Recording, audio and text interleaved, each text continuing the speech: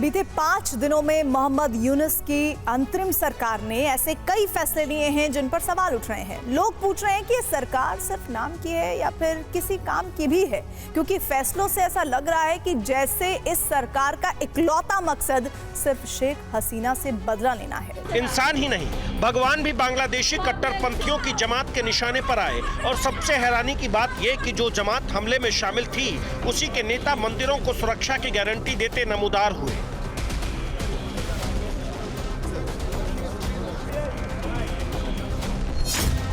बांग्लादेश हिंदू बौद्ध ईसाई एकता परिषद के मुताबिक सिर्फ 5 से 8 अगस्त के बीच 3 दिन में ही हिंदुओं पर हमले की 205 घटनाएं सामने आई।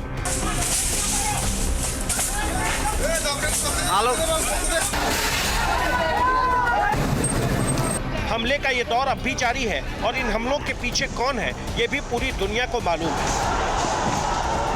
शेख हसीना सरकार की विदाई के बाद से ही जमाते इस्लामी के नेता बेहद सक्रिय हैं। दिखावे की इंतहा ऐसी है कि कट्टरपंथी जमात के नेता हिंदू मंदिरों के दौरे भी कर रहे हैं। हिंदुओं को सुरक्षा का भरोसा दिया जा रहा है, लेकिन इस सच से कौन इनकार कर सकता है कि हिंदुओं पर हमले के पीछे भी ये जमाते इस्लामी समर्थक ही शामिल हो सकते हैं। हिंदुओं पर हमले से अंतरिम सरकार में गृह मंत्रालय की जिम्मेदारी संभाल रहे सखावत हुसैन की भी रूह कांप गई। ऐसे में उन्होंने सबके सामने अल्पसंख्यकों से माफी मांगी, लेकिन शायद ये माफी कट्टरपंथी जमात को नागवार गुजरी है। ऐसे में अब खबर है कि जमाते इस्लामी संघ मिलकर अतीत में सरकार चला चुकी और भविष्य में भी हुकूमत संभालने के ख्वाब देख रही बीएनपी सखावत हुसैन को अंतरिम सरकार से बेदखल करने में जुट गई है। शेख हसीना सरकार का तख्ता पलट बीएनपी के लिए बड़े मौके की तरह आया है। ऐसे में बेगम खालिदा जिया की पार्टी अभी 5 दिन भी नहीं हुए कि अंतरिम सरकार को अस्थिर करने की कोशिश में जुट गई है। इस कवायद में बीएनपी ने गृह मंत्रालय के सलाहकार सखावत हुसैन को गद्दी से हटाने की मुहिम छेड़ दी है। जाहिर है अंतरिम सरकार में बेगम खालिदा जिया आजाद हो चुकी हैं और अब उनके या फिर बेटे तारिक रहमान के अगले प्रधानमंत्री बनने की अटकलें लगाई जा रही है, लेकिन ये मुमकिन तभी होगा जब बांग्लादेश में चुनाव होंगे।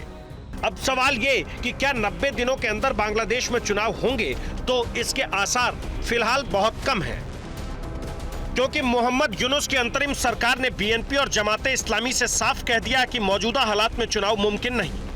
हालात ठीक करने में समय लगेगा, यानी अभी बांग्लादेश की बागडोर अंतरिम सरकार के हाथ में ही रहेगी।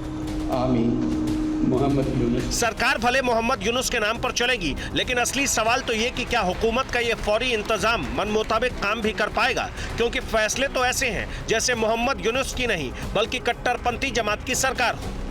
Bangladeshi national party BNP, Khaleda Zia की और जमाते इस्लामी, इन तीनों के ही मिली जुली वहाँ पर मिला जुला प्रभाव चल रहा है। लेकिन फिर भी एक चीज़ ये देखने में आया है कि अभी मोहम्मद यूनुस ने छात्र नेताओं से बातचीत करते वक्त एक चीज़ बहुत साफ कर दी।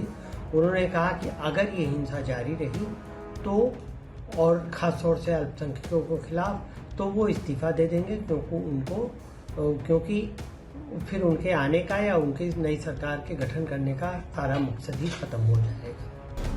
जिस शेख मुजीबुर रहमान ने बांग्लादेश को आजादी दिलाई, अब उनकी पहचान ही पूरी तरह से मिटाने की कवायद जारी है।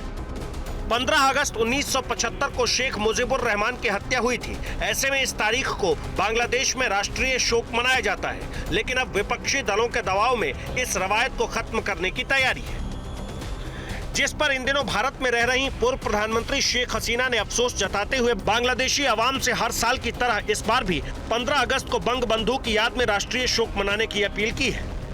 इससे पहले शेख मुजीबुर रहमान की मूर्ति गिराने और उनकी तस्वीरों वाली इमारतों पर बुलडोजर चलाने की तस्वीर दुनिया देख चुकी है। कुल मिलाकर शेख मुजीबुर रहमान की हत्या की तारीख को राष्ट्रीय शोक नहीं मनाने और चुनाव 90 दिनों के बाद भी टालने की तैयारी है। कई जजों समेत मुख्य न्यायाधीश से इस्तीफा लिया जा चुका है। बांग्लादेश बैंक के गवर्नर और 2 डिप्टी गवर्नर इस्तीफा दे चुके हैं। बेगम खालिदा जिया आजाद हो चुकी हैं। खुद मोहम्मद यूनुस पर चल रहा भ्रष्टाचार का मुकदमा खत्म हो चुका है। ऐसे में सवाल ये कि इन फैसलों के मायने क्या हैं? क्या सचमुच मोहम्मद यूनुस की सरकार सिर्फ नाम की, काम तो कोई और पर्दे के पीछे से कर रहा है? एक बड़ी पिक्यूलियर सी सिचुएशन है।